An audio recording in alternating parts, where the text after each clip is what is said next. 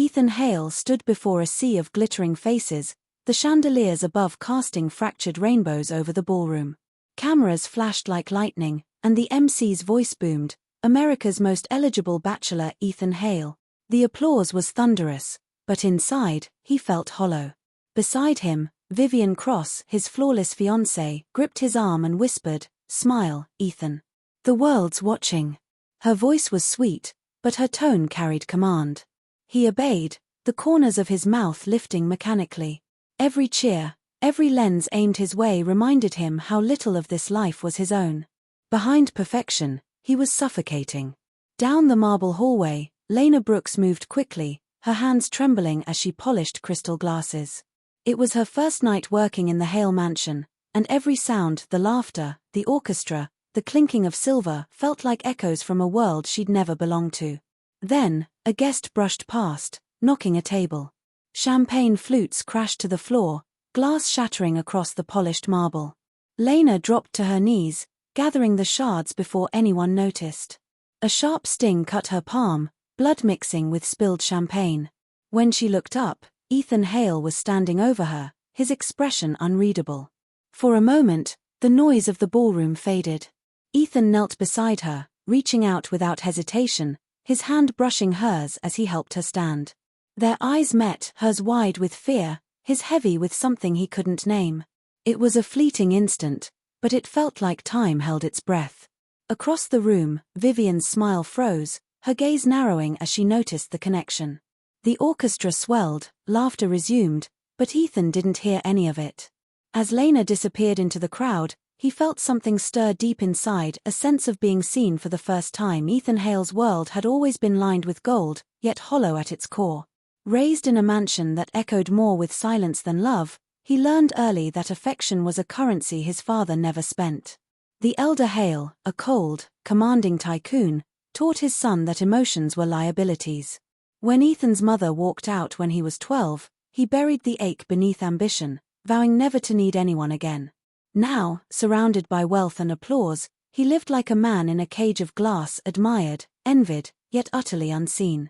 His mansion wasn't a home, it was a museum of loneliness. Vivian Cross had built herself from nothing but willpower and charm. Born to modest roots, she mastered the art of becoming who others wanted her to be.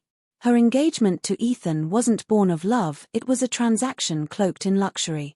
For her, he was status, safety, and proof that she had won the game she'd once been excluded from.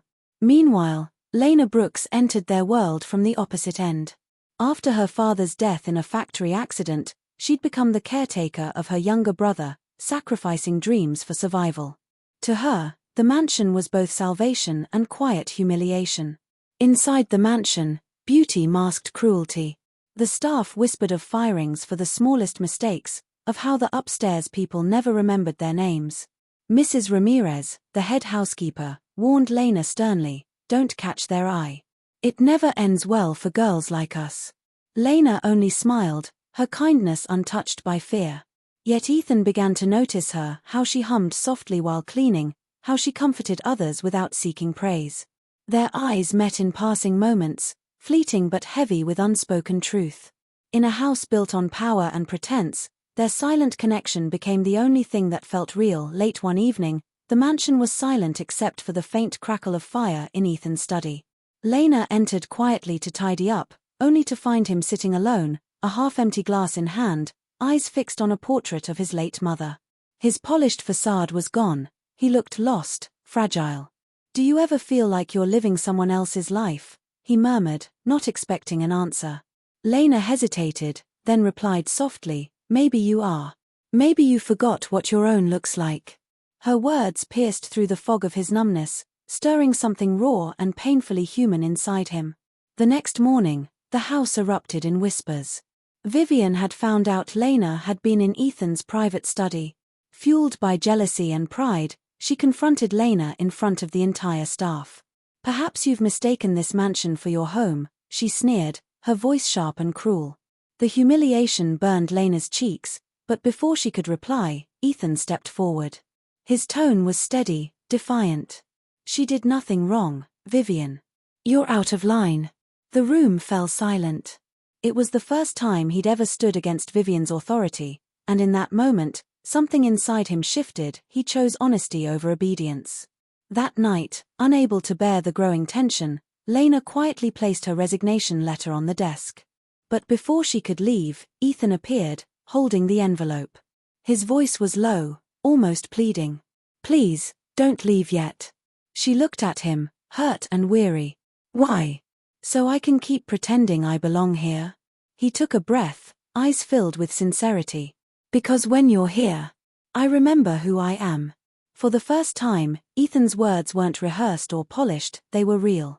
And in that fragile truth, two souls from different worlds recognized the same ache, the longing to be free. Ethan began finding reasons to wander into the servants' quarters, checking on maintenance, asking questions about operations, pretending to care about efficiency. But everyone knew it wasn't about the estate, it was about her. Lena, wary of gossip and danger, tried to avoid him. Yet every shared glance, every quiet conversation deepened the pull between them. Meanwhile, Vivian's instincts sharpened.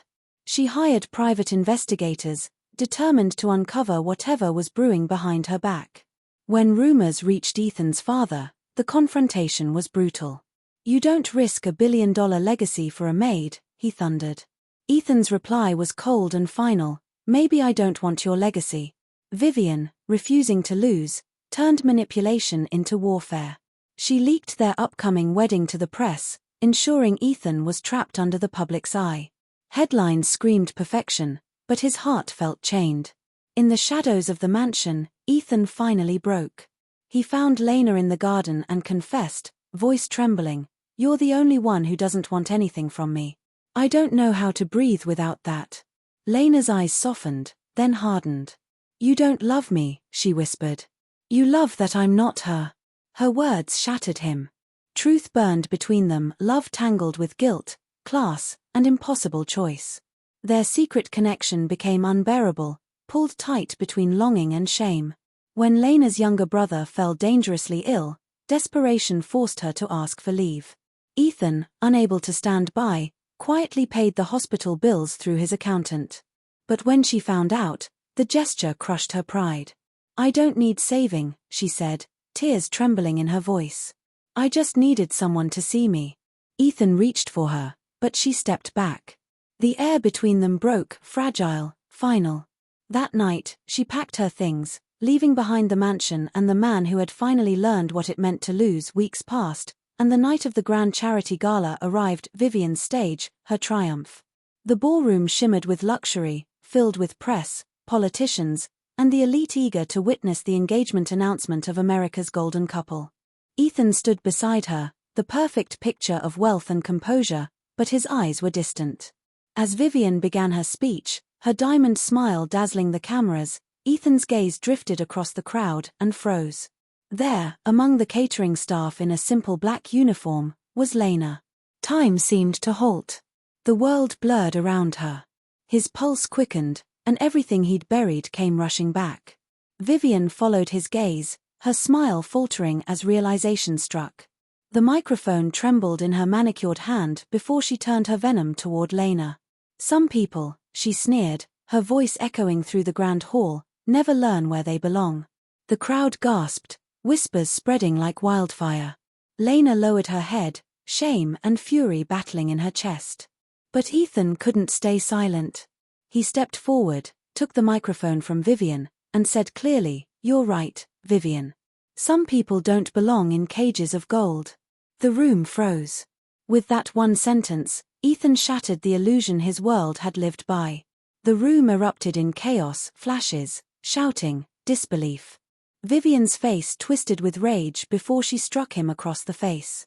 Gasps echoed as she stormed out, her heels clicking like thunder. Ethan didn't flinch. He turned toward Lena, pushing through the stunned crowd.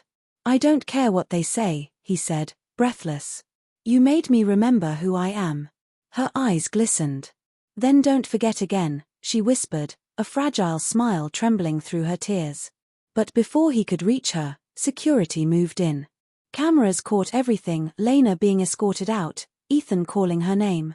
Within hours, the image went viral worldwide. Months later, The man once known as America's most eligible bachelor vanished from the tabloids. Ethan Hale had resigned from his father's empire, selling his shares and walking away from the billion-dollar legacy that had defined him. The media called him reckless, foolish, even broken, but for the first time in his life, he felt free. He poured his resources into a new foundation dedicated to helping underprivileged youth children who, like him, had been taught to hide their pain. Each project, each smile, rebuilt a part of himself he thought was gone. The mansion was empty, but his heart wasn't. Meanwhile, Lena Brooks had carved out her own quiet strength. She worked at a small community center, teaching women how to manage finances and start small businesses. Life was simple but meaningful. The whispers of her past at the Hale estate had faded into memory, replaced by laughter, purpose, and peace. One afternoon, during a workshop, a familiar voice cut through the hum of the room. "Miss Brooks," Ethan said softly, holding a donation envelope. She froze, disbelief in her eyes. "You actually did it," she whispered, half smiling.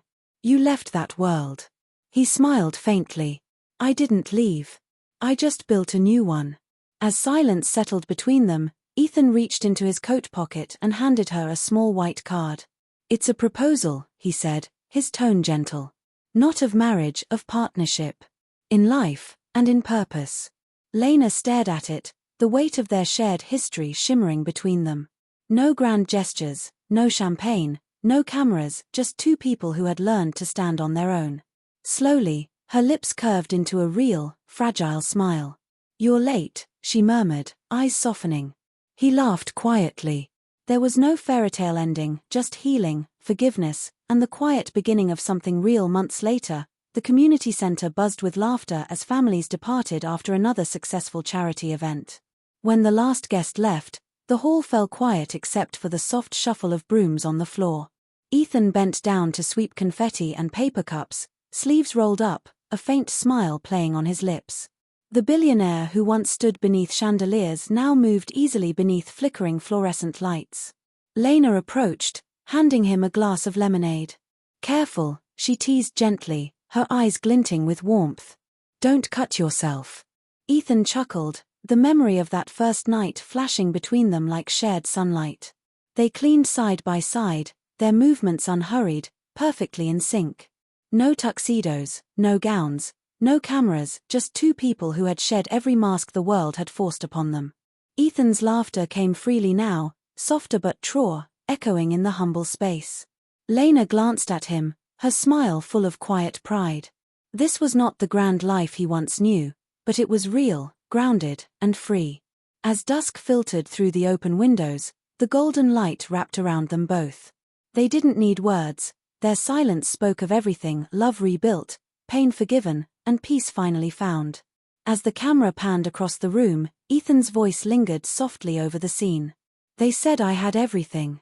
But until she saw me, not the money, not the mask, I had nothing real."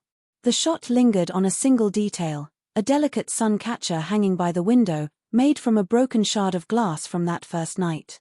The sunlight refracted through it, scattering small rainbows across the floor where they stood. It was imperfect, yet beautiful, just like them. In that quiet glow, their story closed not with grandeur, but with grace, two souls finally seen, healed, and free together.